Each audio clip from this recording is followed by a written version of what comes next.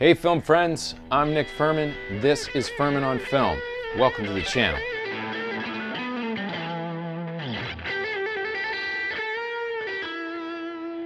So two Americans and a Spaniard walk into an Italian accent class, and everything goes perfectly. Or did it? But who cares? We've got haunted memories of deceased sons, illegitimate offspring, encroaching bankruptcy, and Michael Mann back in his classic filmmaking wheelhouse, baby. This is Ferrari. Vroom vroom!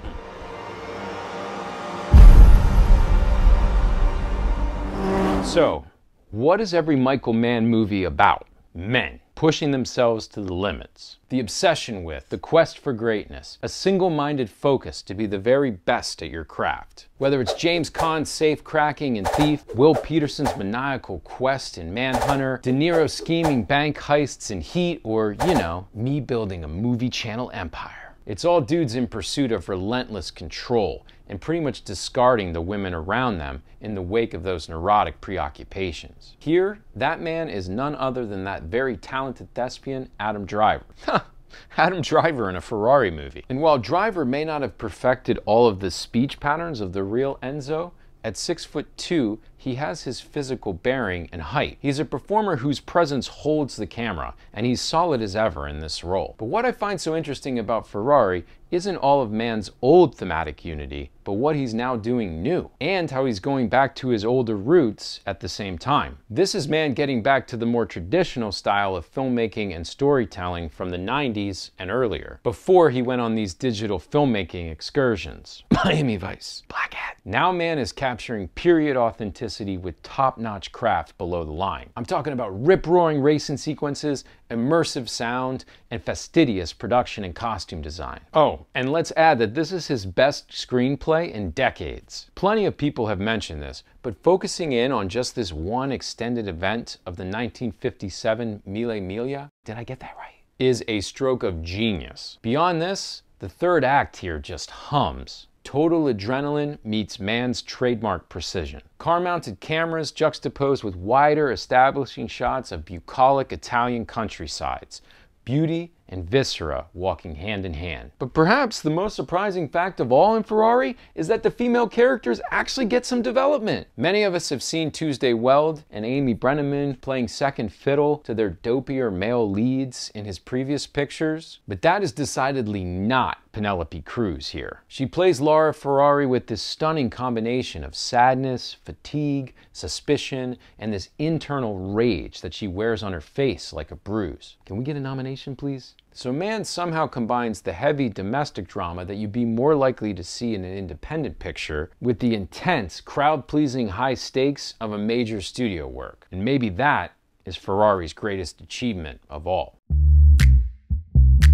So let's talk about Shailene Woodley. I really like her work. Her performance in The Descendants is among the best of the entire 21st century. But Lena Lardy, she is not. This is a big-time miscast. She's going in and out of this Italian accent. Monday, Tuesday, Thursday. She may or may not be attempting a more free-spirited wild girl presentation. I'm really not sure, but whatever it is, it just feels like she was lifted from a different movie and dropped into this one. And honestly, this points to a bigger problem just in general. Like I said at the jump, this film has all of these other nationalities playing Italians. And some press have even noted the grumblings that arose from screenings at the Venice Film Festival about this very thing. Now, it didn't really bother me personally, except for Woodley, but I could see how it could take certain people out of the picture. And sure, Ferrari inevitably falls into some of the standard sports biopic tropes as well. You know, build up to the big event, there's the climax and triumph, and then we move down to the resolution. But I think Ferrari actually sidesteps this landmine pretty well, because its denouement isn't built on that rah-rah spirit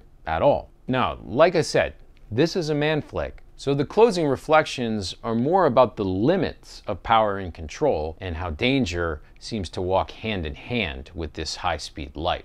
In fact, that would actually be my real criticism of Ferrari. Put simply, this could have really benefited from a longer runtime with a proper epilogue. For a work that's been so long showing its narrative arc, to turn to a couple of on-screen cards to then tell us its aftermath, it's just a step down from all that's preceded it. Finally, you're gonna hear some lament the fact that the crash sequences weren't more practical effects bound in Ferrari. And I'll agree that the limits of CGI are apparent in a few of these scenes. But they are still some of the most harrowing moments captured on celluloid in quite some time. They're a big part of what gives Ferrari its unique power.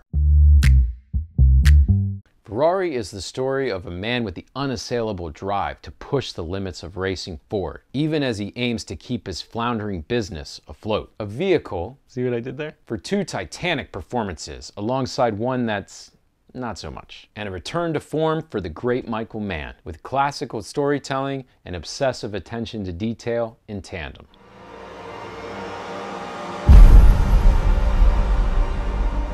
Well, there you have it. The only thing left to discuss is our rating for this picture. FOF gives Ferrari 4 out of 5 stars. If you enjoyed this review, please let us know by giving us a thumbs up and subscribing to the channel. Also, please don't forget to visit FurmanOnFilm.com for even more movie content. Or you can click on these two videos right here. Thanks for watching. I'm Nick Furman. This is Furman on Film. Stay firm, my friends.